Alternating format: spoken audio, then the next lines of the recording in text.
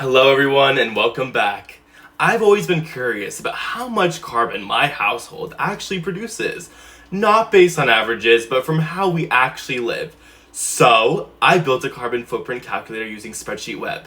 I used the EPA's official model as a foundation and added fields for real-world data like utility bills, vehicle mileage, and recycling habits.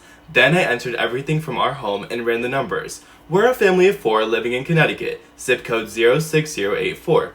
Winters are cold and public transportation isn't really an option. So heating and driving are a big part of our lifestyle. Let's start with home energy.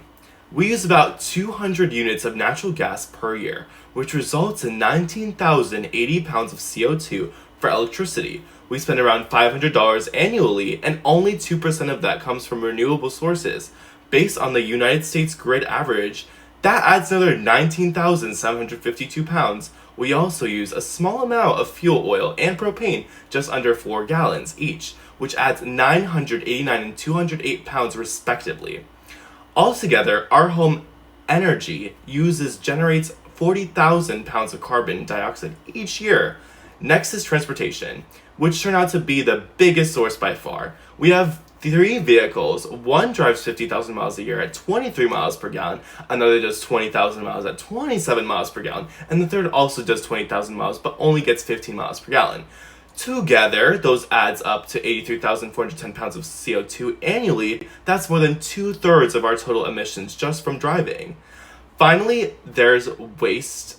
Before recycling, our trash contributes about 3,289 pounds of CO2 per year.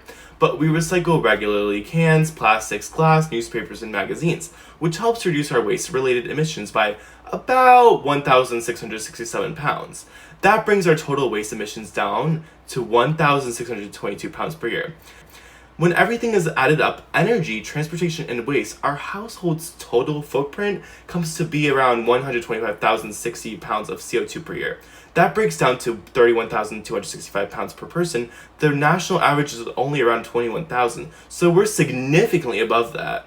To put it in perspective, that's equivalent to burning over 63,000 pounds of coal or using more than 6,300 pounds of gas. It would take 938 tree seedings growing for 10 years or protecting 57 acres of forest for a year just to absorb our annual emissions. And here's what really hit me. I thought we were doing okay, we recycle, we don't use excessive energy, but none of that even came close to offsetting the impact of our vehicles.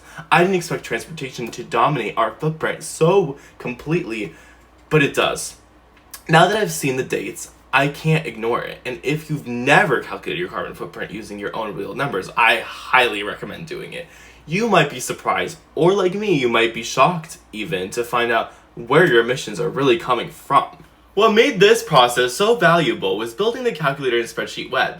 It let me enter real data, not just estimates, and instantly see how each part of our lifestyle contributes to our carbon footprint. I thought our energy use and recycling habits would carry the most weight, but it turns out transportation was by far the biggest. That was something I wouldn't have ever fully understood without seeing the numbers laid out clearly.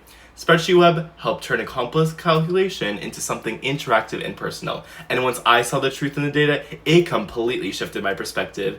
Thank you guys for watching and hope to see you in the next video.